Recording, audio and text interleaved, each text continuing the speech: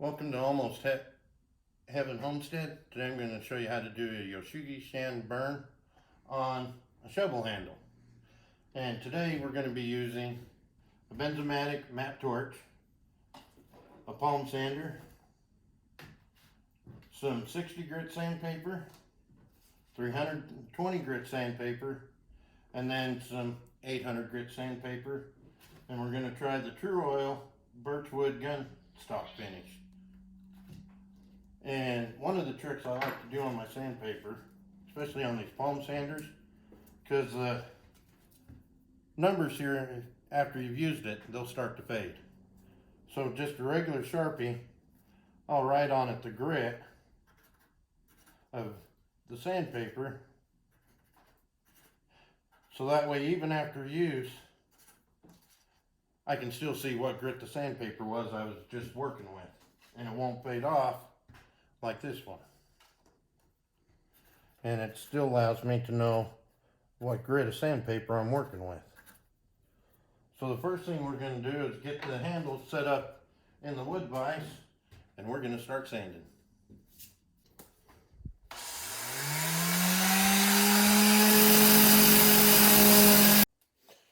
Okay, we finished with the 60 grit. Now we're going to go up to the 320 grit.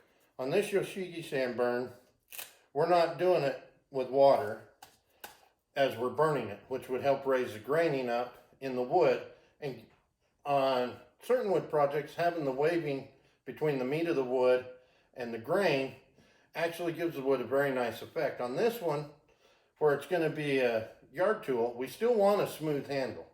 So we're going to finish sanding it to 320 grit, and then we're going to burn it without any water on the wood.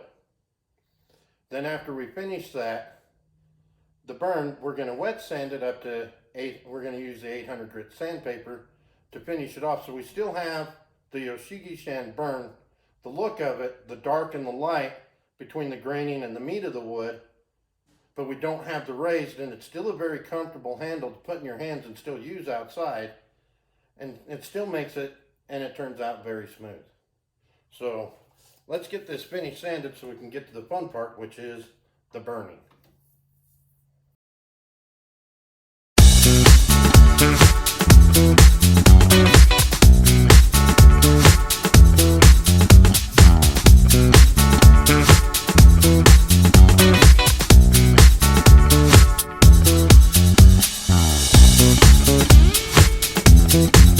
Remember I told you I use a Sharpie to mark on my palm sander sanding pads.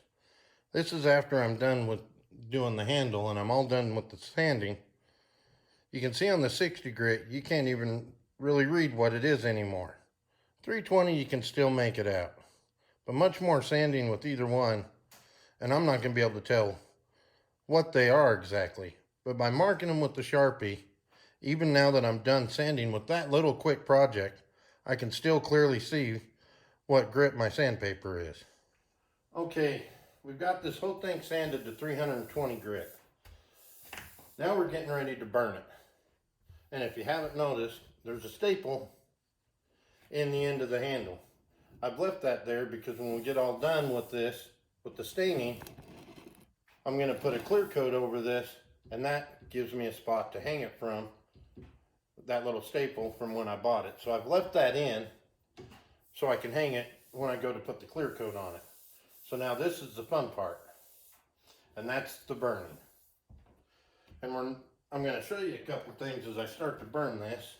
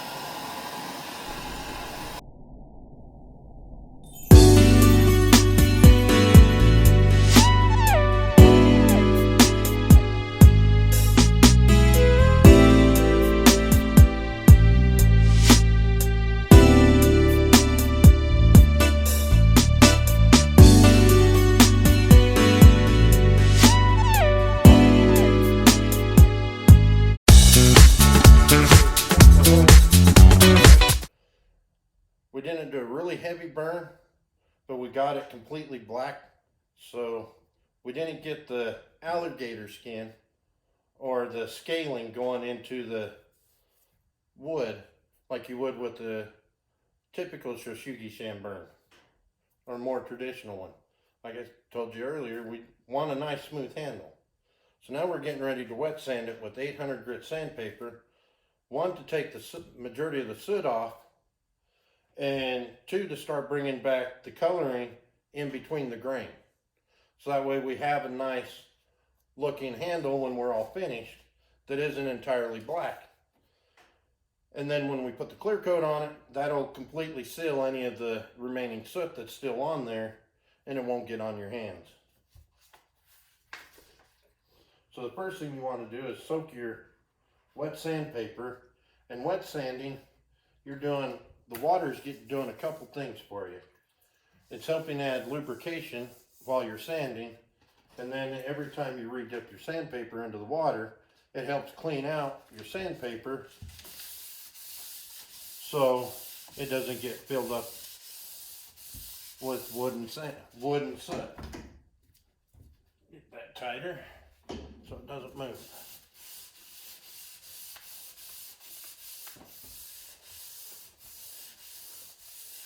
And the more you sand it, the more you're going to take off your burn. So depending on the look you're after, on how much you want to sand it. We want to sand this pretty good, so we got the meat showing back through, and it'll be darker than what it was originally and naturally.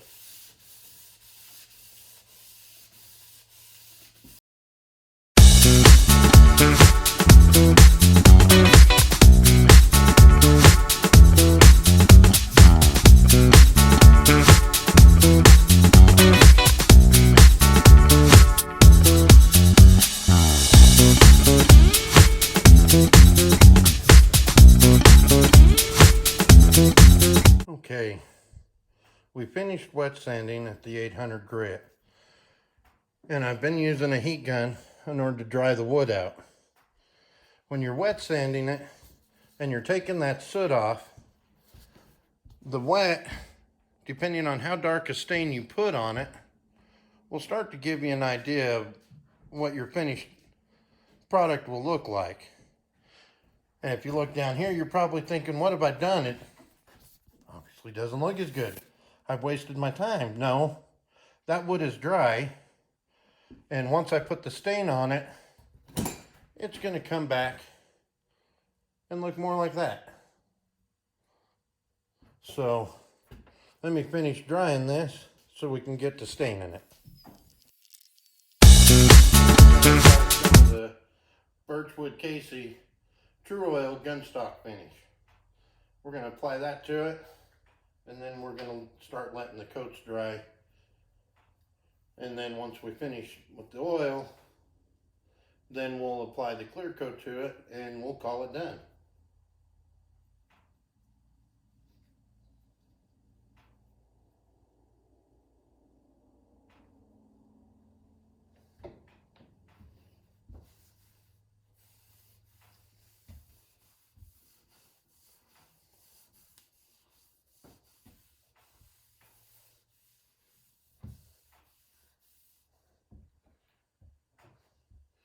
Well, I'm liking the way that looks already.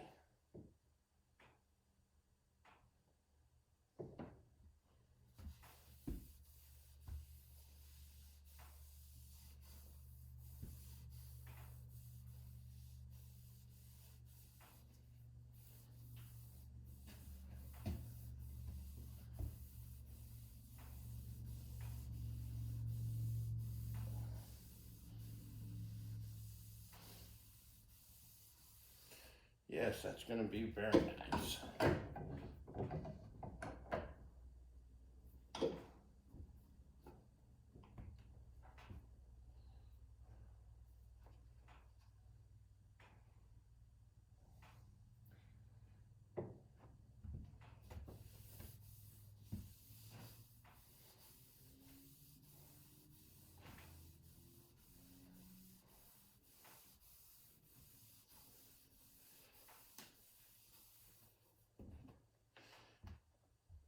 If you think you sanded it too much, that's not a big deal.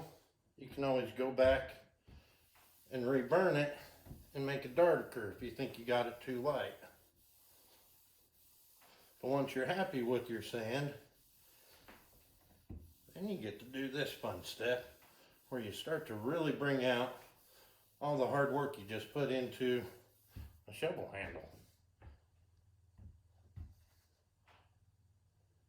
I mean, really, why would you put this much work into a shovel handle? Simple. One, it looks good. And when I go talk to the neighbor at the fence, I've got a great, beautiful shovel. If you're a manager on a job site, imagine leaning up against this beautiful shovel once it's all finished, while all the traffic's going by. But you're the one who's standing there with this really beautiful shovel. That's why.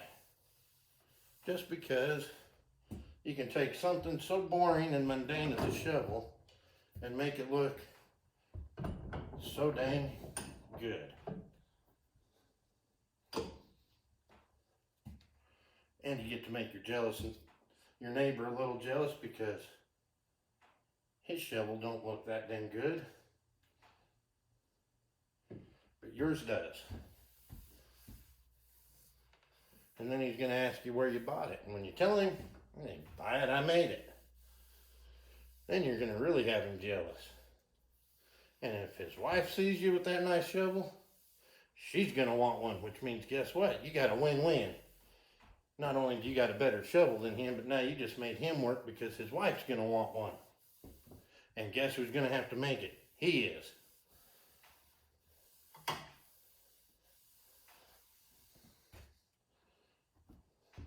Oh, that looks good.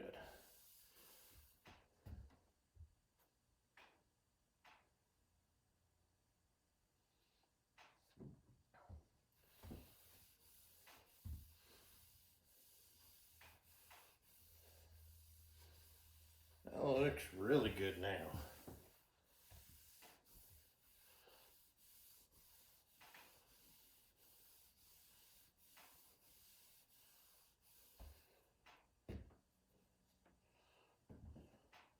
That looks a lot better than the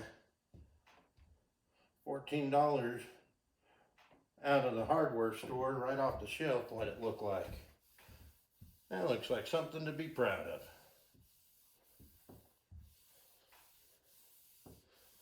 Just don't forget it out in the rain.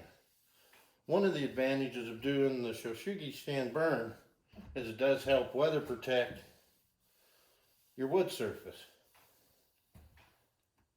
And it's not overly important on this application, but the Shoshugi sand burn also will help give you some fire protection in the wood.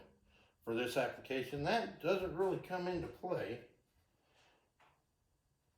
but that's one way you can give your wood a little bit extra protection and fireproofing it is doing a Shoshugi sand burn.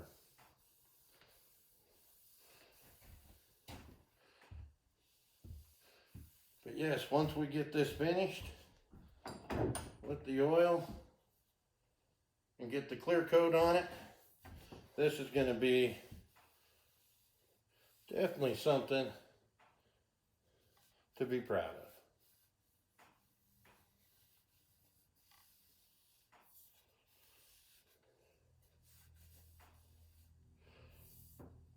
Let me put this back in the vise and bring you in for a close-up, so you can kind of see what all of our hard work has done for us.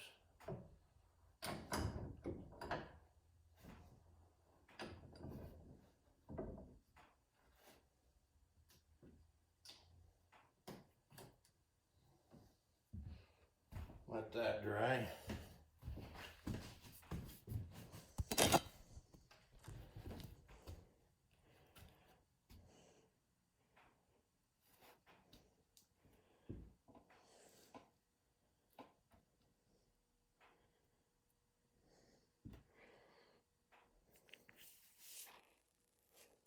Now down here at this end, I left it darker because that's going to be down at the business end, where it's going to be more into getting into the muck and crud.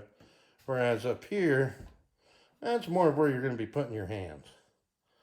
And dang if that Shoshigi sand burn and the sanding did not just bring out the graining in this wood handle just beautifully. Well, other than a couple more coats with the True Oil and putting the clear coat on, that's how you do it. Hope you enjoy this video.